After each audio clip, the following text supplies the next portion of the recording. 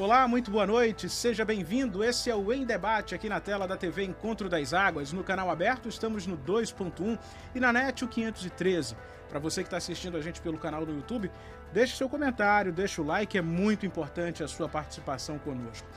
E a gente vai falar agora, olhar para Manaus como um ponto importante de mobilidade urbana. A gente está falando de uma capital que é tida como a capital da Amazônia, mas a gente precisa enxergar o futuro dessa cidade, do trânsito, das pessoas que se locomovem por ela e olhar sempre para o futuro com uma perspectiva de entender o que a gente pode pensar para Manaus para deixar como herança para os nossos filhos, para os nossos netos. Afinal, é a terra que a gente ama.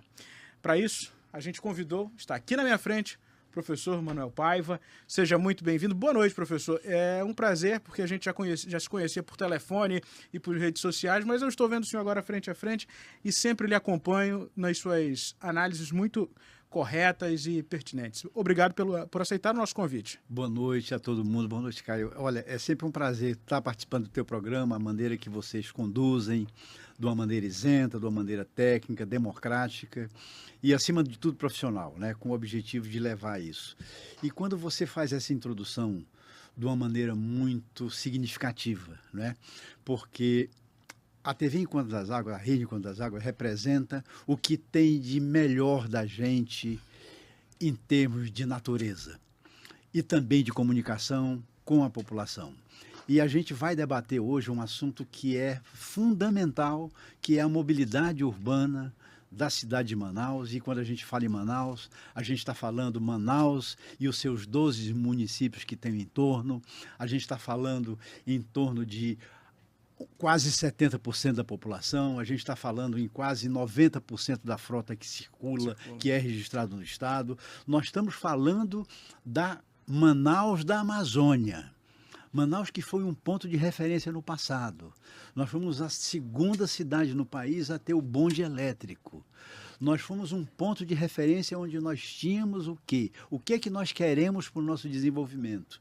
Nós queremos fazer uma cidade para as pessoas, nós queremos fazer uma cidade para quem trabalha, uma cidade onde ela tem que ser inclusiva, tem que ser moderna.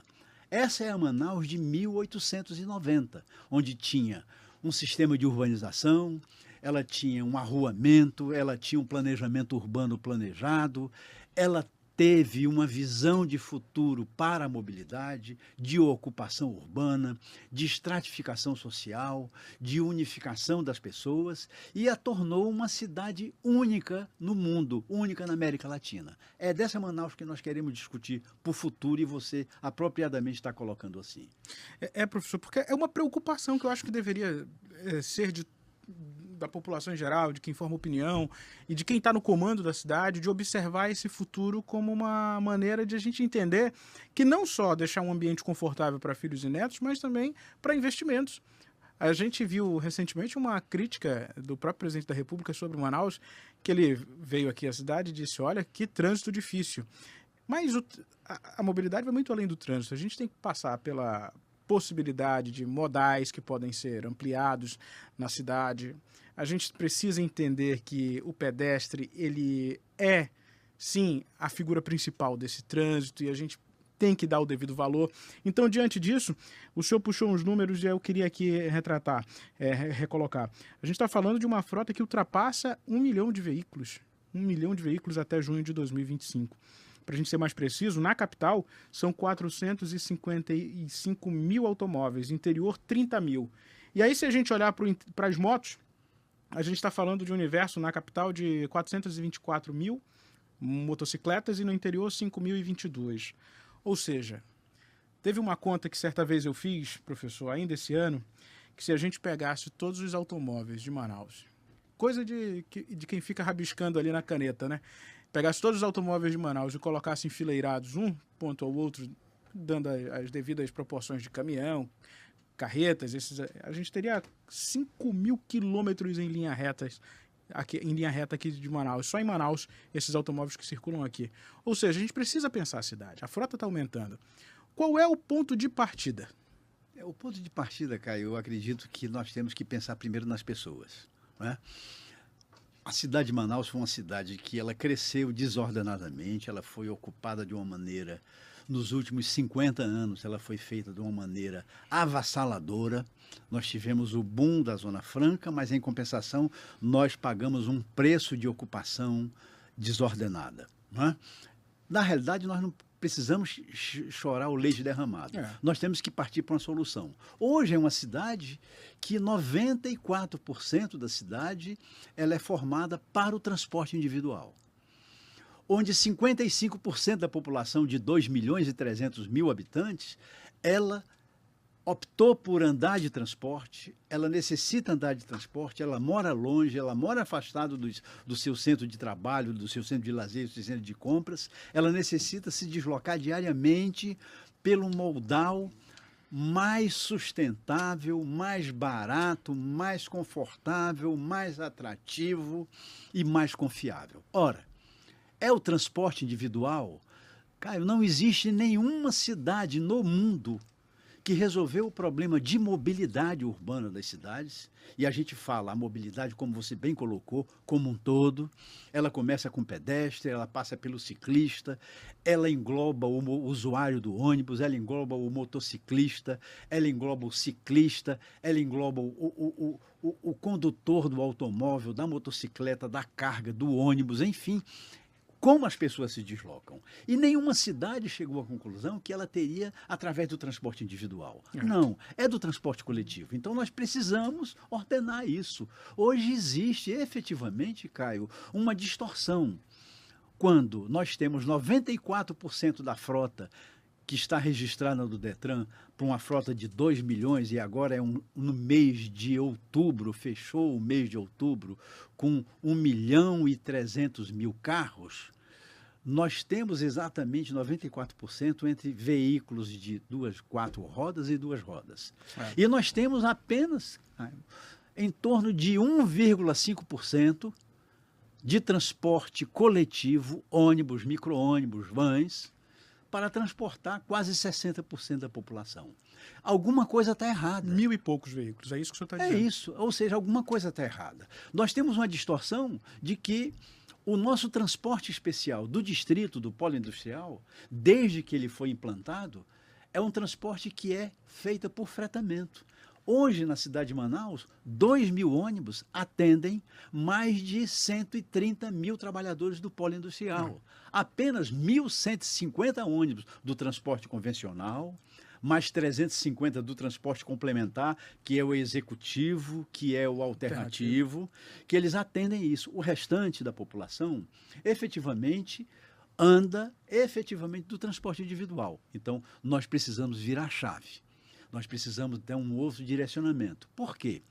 Porque a solução não será rodízio, a solução não será fazer viaduto, a solução não será triplicar vias, a solução não será aumentar a velocidade comercial do carro. Não. Nós temos que pegar o exemplo de Curitiba, de Bogotá, de Medellín, de Goiânia, de Belo Horizonte, de Fortaleza, ou seja, que são cidades que passaram por um processo semelhante como o nosso e que efetivamente deram uma virada de chave. E hoje a população, a maioria da população é servida por um transporte coletivo. Eu acho que esse é o ponto.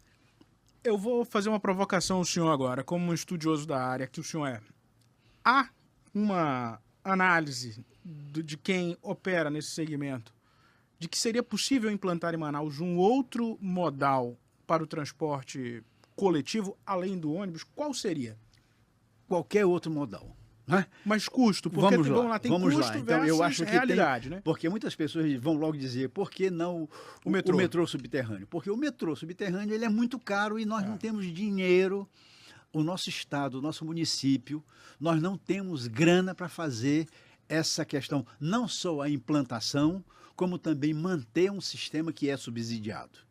A gente precisa lembrar, para começo de história, que o transporte coletivo, o ônibus ele já é subsidiado por conta da frota, que ela precisa ser mantida, e o número, ano após ano, de passageiros reduz aqui em Manaus. Hoje a prefeitura gasta mais de 40 milhões por mês de subsídio mensal. Não é? Tá certo? Ou seja, parte dele pago pelo governo do estado. Isso, ele paga a meia passagem, ele dá a isenção do óleo diesel, não é? Ele dá uma série de incentivos efetivamente fundamentais para que isso possa ser. Então, eu lhe garanto o seguinte, a melhor solução para Manaus, eu lhe digo, Caio, é nós conseguirmos fazer com que aquele morador lá da Barreira, ele espere menos no ponto de ônibus. Ele leve menos de 2 horas da Barreira até o centro. Que ele seja bem tratado em qualquer terminal de integração. Que a parada do ônibus dele tenha iluminação, tenha informação, tenha acessibilidade. Que ele tenha uma sensação de segurança, não no segurança pública, a sensação de segurança de eu vou ficar esperando aqui que o ônibus vai passar daqui a algum tempo, ou seja, confiabilidade, sensação de segurança no sistema da melhor maneira possível. Aí você diz, existe o modal que tem um modal, inclusive o ônibus, inclusive o BRT, inclusive o ônibus nosso de cada dia, inclusive basta que nós tenhamos uma vontade política para dizer o seguinte, hoje o ônibus que está tendo uma velocidade média comercial na Constantino Neri, na Torquato Tapajós, na Estrada do Aleixo, na Estrada Ponta Negra, de 12 km por hora, ele tem uma velocidade comercial de 30 km por hora. É possível? Claro que é. É a faixa exclusiva, é o BRT.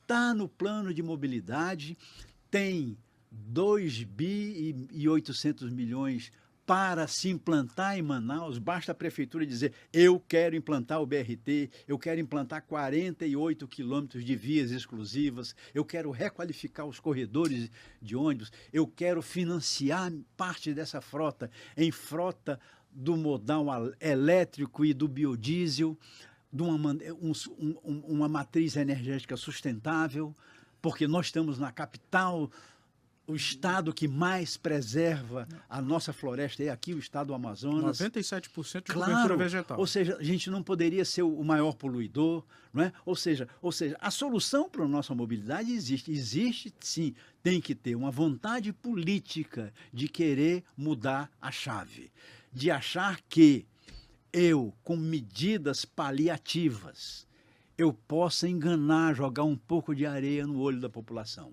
Nós precisamos, sim, de ônibus confiável, seguro, menos lotado, para que o idoso, para que a mulher grávida, para que o deficiente, para que o trabalhador, para que o estudante tenha confiabilidade para pagar uma tarifa por qualquer deslocamento que ele queira fazer na cidade. Nós tenhamos um sistema integrado. É preciso que a gente coloque, por exemplo, um terminal de integração na zona oeste da cidade, para cobrir Compensa, para cobrir Alvorada, para cobrir a expansão da Ponta Negra. Nós não temos um terminal de integração. É preciso que a gente tenha, efetivamente, um terminal de passageiros, tanto intermunicipal que seja um hub para que possa fazer uma integração de quem vem de Manacapuru, de Itacoatiara. Em grandes cidades como São Paulo, com a terminal Tietê ali. Claro, ninguém está falando nenhuma coisa estratosférica. Que não exista de exemplo. Que não exista. Ou seja, nós precisamos fazer o dever de casa. Nós precisamos fazer o dever de casa. Olha só, ontem teve uma cena horrível. Um motorista de um ônibus convencional brigou com o motorista de um ônibus do transporte alternativo. Um dos condutores estava com machado, defendendo espaço na Djalma Batista. Essa é a mobilidade que nós estamos oferecendo à população, Caio. Essa mobilidade que não tem modal. Né? Isso é primitivismo, isso é amadorismo, isso é descaso, isso é revoltante. A população, quando ela é avaliada, e se pergunta nisso, se pergunta, o que você acha? Eu estou pagando muito caro pela tarifa que eu estou pagando, pelo serviço que eu estou recebendo. Essa é a questão. Nós precisamos virar a chave para uma mobilidade mais aceitável. No fundo, o senhor está falando de valores, a gente tem o valor da tarifa de ônibus em Manaus, que o passageiro paga. Mas, no fundo, vamos olhar pela filosofia da coisa, ele paga 2 vezes. ele paga o valor que está ali na catraca e o valor quando ele paga o imposto quando é revertido em subsídio para as empresas. Ou seja, a gente paga uma tarifa muito cara. É por isso que eu lhe digo, é muito cara e que o que é mais intrigante, para não dizer que efetivamente precisam ser respondidas essas questões. O subsídio é a melhor arma que um poder público tem, de um gerente de sistema tem, de exigir qualidade. Se você é meu contratado, eu te pago para você prestar um serviço. Se você não cumpre, eu não vou te pagar, eu vou te substituir. Ou seja, a cada ano que passa, a cada mês que passa, aumenta o subsídio, o que a prefeitura paga para as empresas operadoras. E o serviço diminui. Olha só, em 2019, a nossa frota operacional eram de 1.500 veículos. Passaram-se esses anos 2025, né? Hoje a nossa frota operacional, no máximo, no pico, são 1.100 ônibus. Existe alguma coisa errada. E nós estamos pagando muito mais caro que o subsídio que nós pagamos ali. Ou seja, no fundo, o subsídio é uma arma que qualquer cidade do mundo já utiliza há muito tempo. Os alemães, os franceses, os americanos, todo mundo já utiliza. Agora, é uma arma para dizer o seguinte: eu vou te pagar, mas vou te cobrar serviço. Você vai ter que cumprir o ônibus novo, no horário, você vai ter que fazer com que a população seja respeitada, seja confiável e que não tenha superlotação.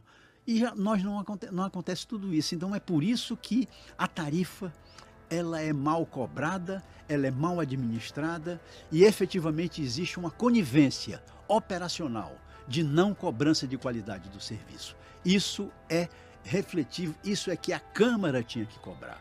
Isso que os órgãos de controle tinham que cobrar para que a população receba um serviço adequado do que sai do seu bolso pela tarifa direta e que sai do seu bolso pela arrecadação municipal ou arrecadação do Estado. É por isso que eu falo de pagar em dois momentos da vida essa tarifa. Professor, a gente precisa fazer um intervalo, é rapidinho. Parece que a gente começou a conversa tem nem 2 minutos e a gente já precisa fazer uma paradinha aqui. Coisa rápida, mais um Em Debate volta em instantes.